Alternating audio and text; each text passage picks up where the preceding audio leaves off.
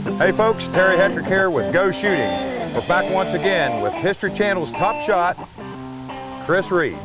Chris, what do you want to work on today? Terry, every September I go out to Missouri, to Branson, Missouri on Table Rock Lake, and I compete in Field and Stream's Total Outdoorsman competition. And it's like just an endurance competition to find out who the total outdoorsman is in the country. But it involves archery, shotgun, rifle, bass fishing, trout fishing, just a whole variety of things. And what I need help with from you is on the 5-stand stage, they have a spring and teal target, and it's usually the toughest target on the course. And does that mean you get more points for hitting that target? It's a 10-point bird. Wow. And the points vary anywhere from a 2-point to all the way up to a 10-point bird, and it's at the furthest distance, and this thing probably goes 60 feet in the air, you know. Aha. I just need to make sure that I can hit that bird when I go to this competition. That has to be one you have in the back. Yep. That way you got your 10 points. Right. And you know, a spring and teal has a couple of advantages and a couple of disadvantages. The advantage is it's going so high that you got something on your side. You got gravity on your side to kind of help it slow down. Right.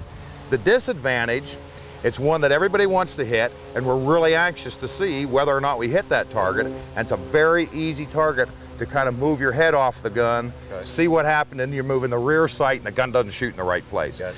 Let's walk up and shoot a couple, and let's practice real hard, keeping that head nice and still on the gun, so we're anchoring the rear sight, your right eye, so that gun will shoot right where you look. Grab your gun and let's shoot a couple. All right, target and focus so your hands will do the right thing. What we're worried about is staying still on the gun, head still on the gun. Okay. Oh! One more time, good shot. Oh! Head still on the gun. Chris, that's some good shooting. You know what I'd like to do for you? Let me demonstrate, if you wouldn't mind, how I would stay on the gun on that and keep that gun shooting where I look. Let me grab my blazer here. Okay. And what I'd like you to do is hop right up here beside me. Now, the show isn't out there. What I want you to watch is how my head stays still on the gun and how long it stays still on the gun. Let's see what we can do here. I believe if you push that button, you'll get me a spring and teal. Okay, let's watch how I keep my head still on the gun the entire shot. Are you ready? Trapper ready. Paul.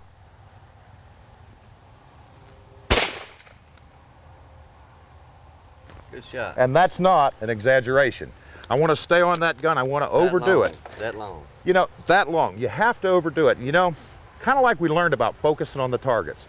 The more you do something, the better you get. The better you get, the quicker you can do it. Right. So if we practice coming out of that gun early, we get better at it, we get quicker at it, and then all of a sudden, we're out of the gun before the BBs are out of the barrel and they're heading in the wrong direction. Gotcha. Let me see you trade places with me, and let me see you imitate exactly what I did there.